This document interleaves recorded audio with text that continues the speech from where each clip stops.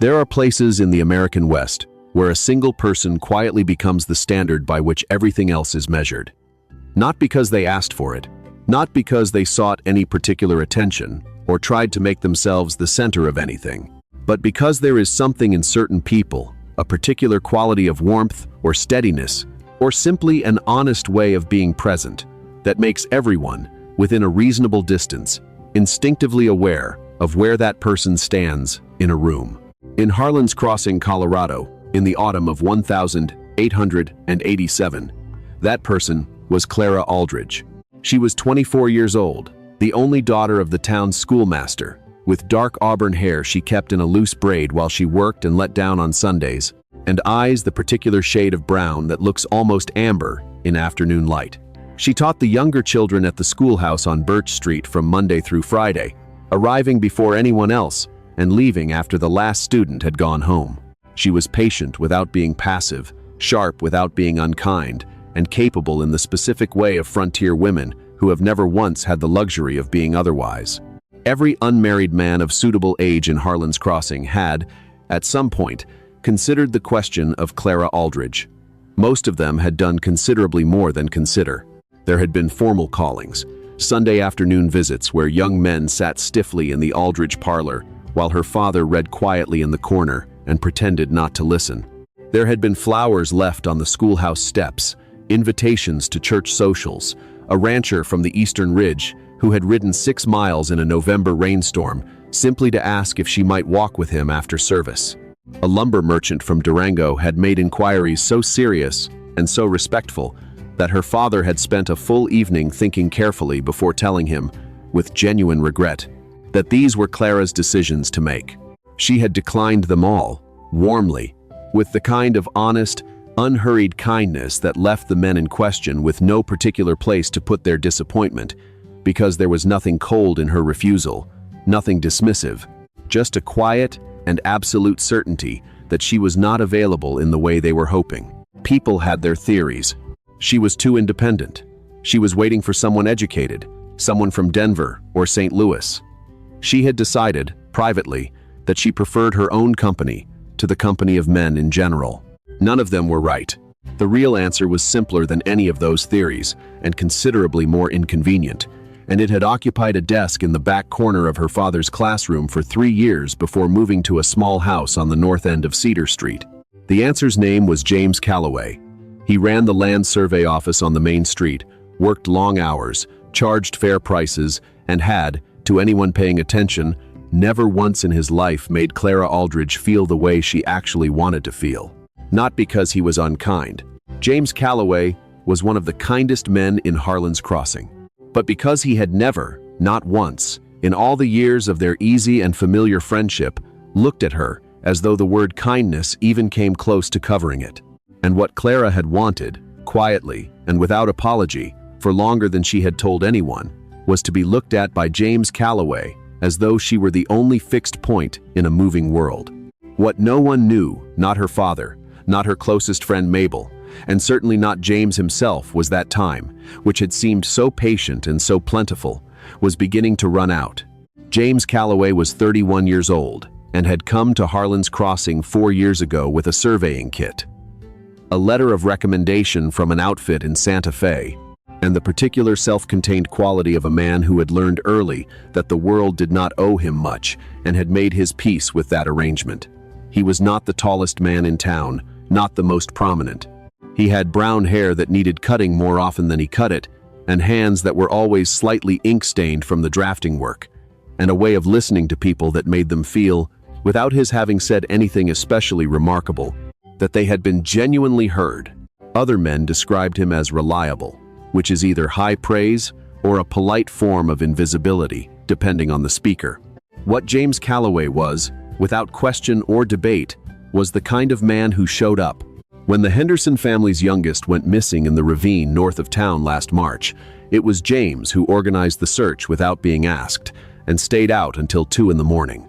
When old Silas Drummond's eyesight got bad enough that he couldn't read his own property documents, James drove out to his place twice a month to go over the paperwork with him.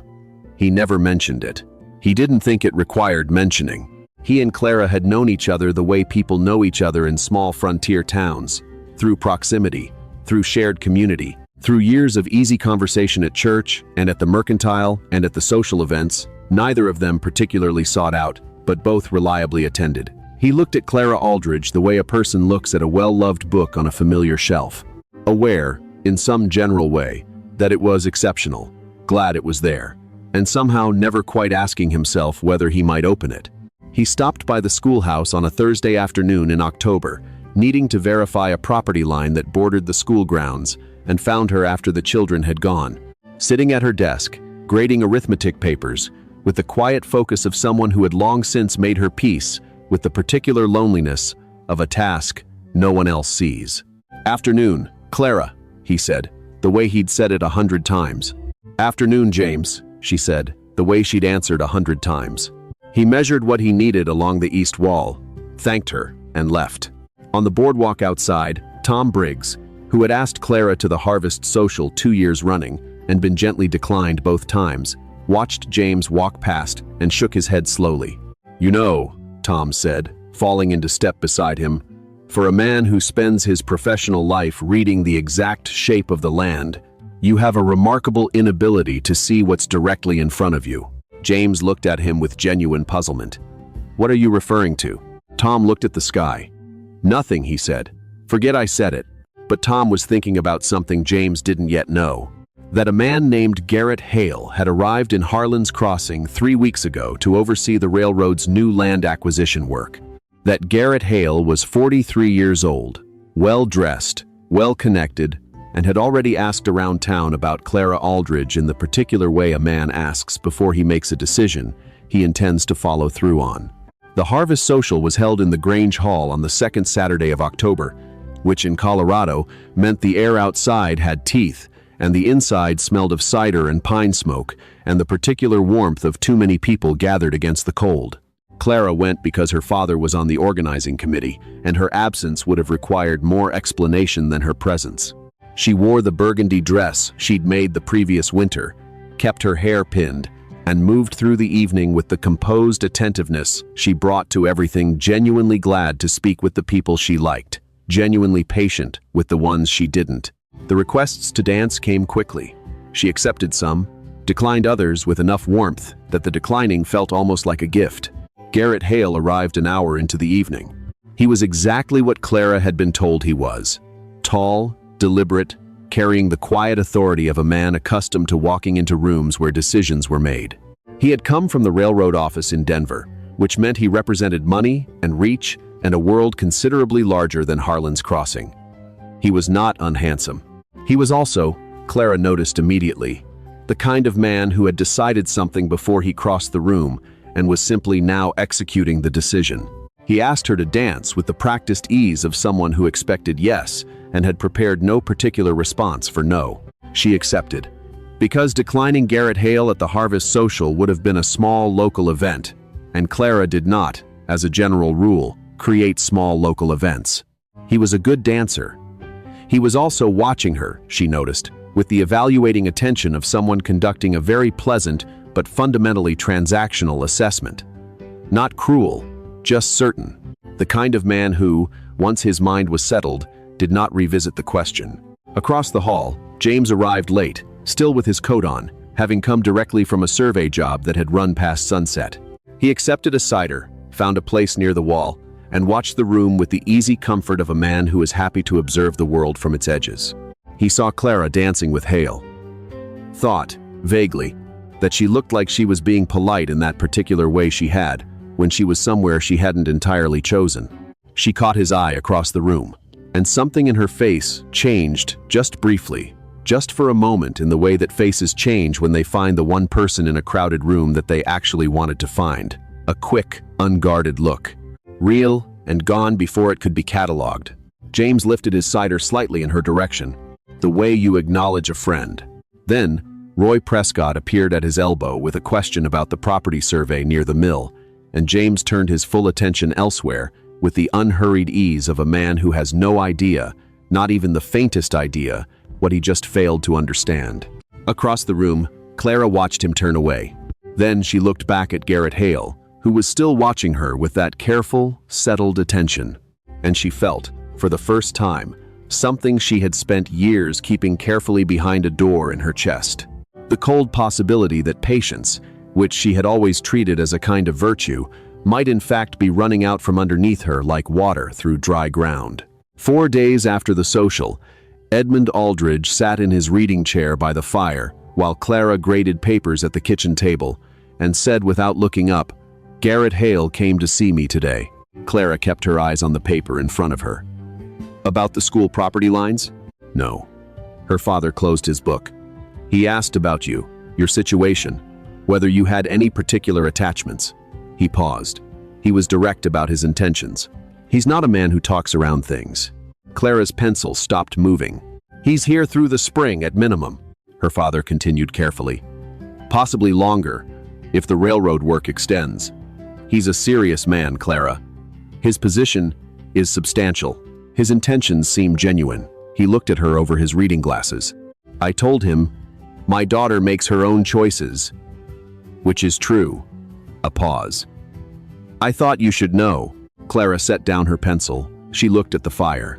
"Papa," she said, after a long moment, "do you know why I've said no to every man who has come calling for the last 3 years?" Her father was quiet. Then, "I have a suspicion it involves the survey office on Main Street." "It does." Her voice was even. "James doesn't see it. I've waited 3 years for him to see it, and he—" She stopped. Started again. "He looks at me the way he looks at the mountains when he's out on a survey job. He can see they're there. He can appreciate that they're there. He just never thinks to walk toward them." Her father was quiet for a long moment. Then, gently, "How long are you prepared to wait?" She looked at the fire, at the particular quality of light that a fire throws on the ceiling of a room in winter, moving and uncertain. "Not much longer," she said, and for the first time in 3 years, she meant it completely. Mabel Trent found James at the survey office on a Tuesday morning and did not waste time with a lengthy approach. She sat down in the chair across from his drafting table, folded her hands, and said, "Garrett Hale is going to formally call on Clara Aldridge. He's already spoken to her father. I'm telling you this because you are my husband's closest friend, and because someone needs to tell you, and because I have been watching this situation for 2 years with the patience of a woman who has run entirely out of patience." James looked up from his maps. "Mabel, Clara, and I are friends?" Mabel said. "I know. I also know that Clara Aldridge has turned down 6 men in 3 years, and that you are the only person in Harlan's Crossing who does not know why." She stood up. "Garrett Hale is not a bad man. He's also not from here, and he will not be here forever, and he is exactly the kind of man who makes things happen quickly because he can." She moved toward the door. "I've said what I came to say, James. The rest is your business." She left. James sat at his drafting table for a long time after. The survey maps in front of him lost their meaning entirely. He looked at the careful lines he'd drawn, the precise measurements of distance and boundary and property, and felt, in a way he had no clean language for, that he had been measuring the wrong things entirely for quite some time. 6 years. He knew how long she'd been in Harlan's Crossing. He knew exactly how many men had come and gone from that parlor on Maple Street. He had known these things the way you know the facts of a story without having yet understood what the story is actually about. Garrett Hale. A month, maybe less. He set down his drafting pen and reached for his coat. It happened on a Wednesday afternoon, the kind of Colorado October afternoon that cannot decide between summer and winter and settles for a golden, sharp-edged truce between the two. Clara was walking back from the schoolhouse along Main Street, carrying a stack of readers she intended to sort that evening, when she passed the survey office and James was outside on the step, replacing a hinge on the door with the concentrated attention he brought to anything physical he was doing with his hands. She stopped.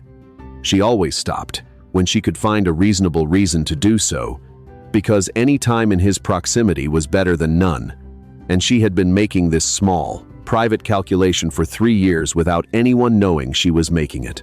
"Hinge giving you trouble?" she said. "Gave up entirely this morning," he said. "Wouldn't stay closed, wouldn't stay open either, just hung there undecided." "There's a lesson in that somewhere," she said. He looked up, and then he looked at her the way he occasionally did when he had forgotten to be casual about it, when something in the ordinary moment fell away, and he was simply looking at her with his whole attention. Something moved across his face that she had not quite seen before. Not the familiar warmth. Something with more urgency in it. Something that looked, for just a moment, like a man who has heard a clock ticking and realized he had been hearing it for some time without registering what it was counting down to. He set the hinge down. He stood. "Clara," he said, "I need to say something to you, and I am going to say it plainly, because I've spent a considerable amount of time not saying it, and I don't think that served either of us." The street was quiet. Down the block, smoke rose from the bakery chimney. She waited, very still. "I know about Hale," he said. "I have no claim on anything, and I know that. I've had no claim because I never made one. And I didn't make one because I told myself it wasn't possible, and I think I was wrong about that." He looked at his hands, then back at her. "But I can't let him arrive at your door with his intentions sorted out while I'm still pretending I don't have any." He met her eyes. "I love you," he said. "I believe I have for longer than I knew. I know that's not a point in my favor that I was slow to know my own mind, but I know it now. And I know that if I say nothing, if I let another week go the way the last 3 years went, I'm going to spend the rest of my life as a man who had one real chance and treated it like it would wait forever." He stopped. The wind moved down the empty street. "I couldn't let you think that no one was paying attention," he said, "because I have been. I was just too slow to understand what I was looking at." Clara looked at him for a long moment. She had imagined this conversation, in one form or another, for 3 years. She had imagined it going many ways. She had not imagined that the reality of it would feel this specific, this particular, this entirely unlike a thing she had been practicing. She took one step closer. "James," she said, quietly enough that it belonged only to the two of them and the empty street and the smoke rising from the bakery chimney. "I have been saving this for you for 3 years. I want you to understand that. Not because I had no other choice, because you were the choice." She held his gaze. "Don't make me explain that a second time." James Calloway, who had spent 4 years in Harlan's Crossing carefully measuring land he never thought to claim, took one step forward and closed the distance between them. "Before we go on, I want to ask you something. What state or country are you listening from right now? Drop it in the comments. It means the world to me to know where this story is reaching." Now, let's go back, because James Calloway still has a few important things to attend to. He went to see Edmund Aldridge the next morning. Good shirt, hair actually combed. The expression of a man who has made a decision and is entirely done with the process of arriving at it. Edmund was at his desk, grading examinations when James knocked. He looked at the shirt, the hair, the expression. He set down his pen. "I'd like your permission to call on Clara," James said, "properly, and starting today." Edmund Aldridge was quiet for a moment that lasted precisely as long as it needed to. "You have it," he said, and picked his pen back up. Clara was in the kitchen when James appeared at the back door, hat in hand. She looked at him in the doorway. Something in her went very still, the way things go still when they have been held carefully for a long time and are finally allowed to set themselves down. "You're here," she said. "I am," he said. "You know," she said, "most men who come calling manage to bring something. Flowers, a pie, a general sense of occasion." He looked at his empty hands with the expression of a man confronting a logistical oversight. "I'll bring something tomorrow." "Is there going to be a tomorrow?" "Every day," he said, "for as long as you'll have me." She looked at him for a moment longer than was strictly necessary. Then, she smiled, the real one, the one she had been keeping specific and apart from all the others, and said, "Then, you had better not make a habit of being unprepared." What followed became, for approximately 6 months, the primary topic of conversation in Harlan's Crossing. He brought wildflowers the next day, not from any shop, just noticed growing along the creek bank on his way over, bundled without much ceremony. She put them in a blue jar on her desk at the schoolhouse without offering any explanation to anyone, which generated considerable discussion among the parents who noticed them. He came to Sunday dinner at the Aldridge house. Edmund set the good china without comment. Clara sat across from James, and they talked the way they had always talked, directly, with the dry humor that had always lived between them, except that now neither of them was performing the ordinary friendliness that had covered it for years. On a Saturday in November, they rode up to the ridge above the valley, where the whole of Harlan's Crossing lay below, and the mountains beyond it showed their first serious snow on the high peaks. They sat in the pale afternoon light and talked about real things the way two people talk when they have stopped maintaining a careful distance from each other. "Why did you wait?" he asked, and he meant it genuinely, without deflection. There were other men, better situated men, because every other man who came around was presenting something, she said. His land, or his prospects, or his intentions. You never presented anything. You were just the same every time. She looked at the valley. That's harder to find than people think. He was quiet for a while. Then, "Hale is still in town." "I know. You could have." "James." She turned to look at him with the direct, unhurried attention she gave her students when she needed them to understand something without further elaboration. "I waited for you, not from lack of options, because you were what I wanted." A pause. "I'd prefer not to have to say that again." He looked at her.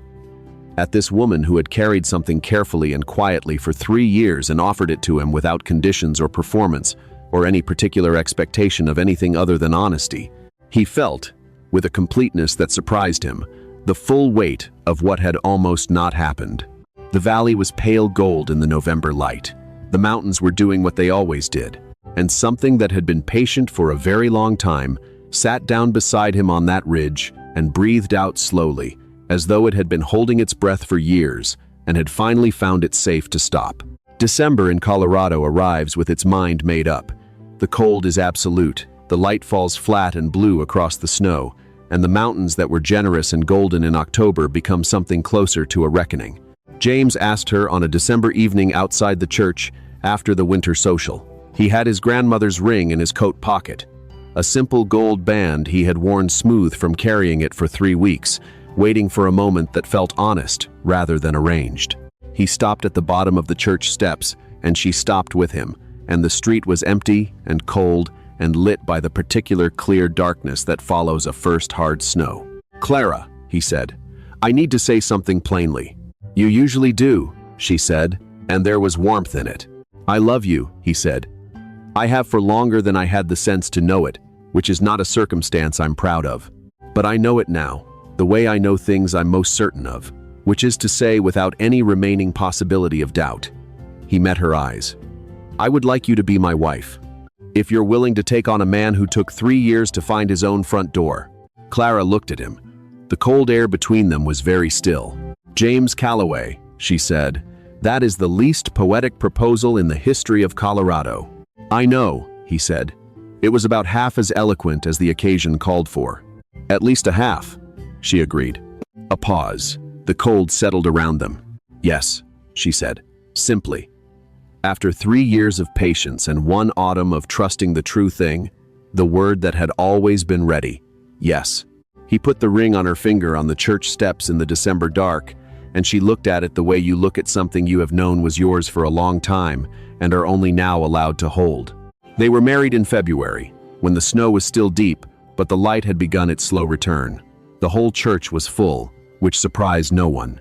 Mabel Trent, in the second pew, was seen to be considerably more emotional than she had predicted she would be. Edmund Aldridge walked his daughter down the aisle with the quiet satisfaction of a man who has watched a long story arrive at the ending it deserved.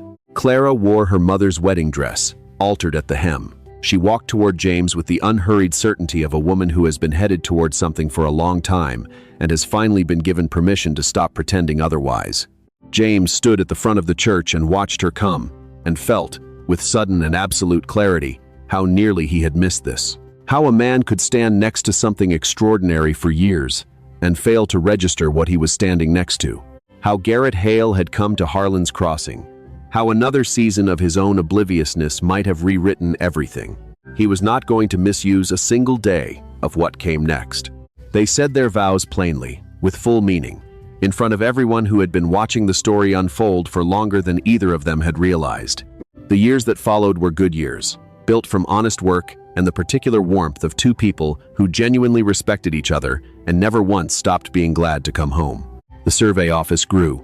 Clara kept the accounts the first winter and discovered within a month that James had been undercharging long-term clients out of a loyalty that was admirable in character and unsustainable in practice. She corrected this with the quiet efficiency of a woman who grew up in a household where things were accounted for carefully. James didn't argue. He had learned quickly that, on matters of numbers and cents, his wife was simply right. Their son came in the second year. They named him Edmund for her father, a boy with Clara's amber eyes and James's patient, unhurried way of settling into whatever space he occupied. Their daughter arrived in the fourth year. They named her June, bright and quick, and with a humor so dry it arrived 3 seconds before the people around her understood it, which was a quality she had inherited with startling precision from her mother. On a summer evening in their 7th year, Clara was hanging laundry in the yard behind the house on Cedar Street when James came through the gate, still slightly ink-stained from the office, and stopped. She was humming.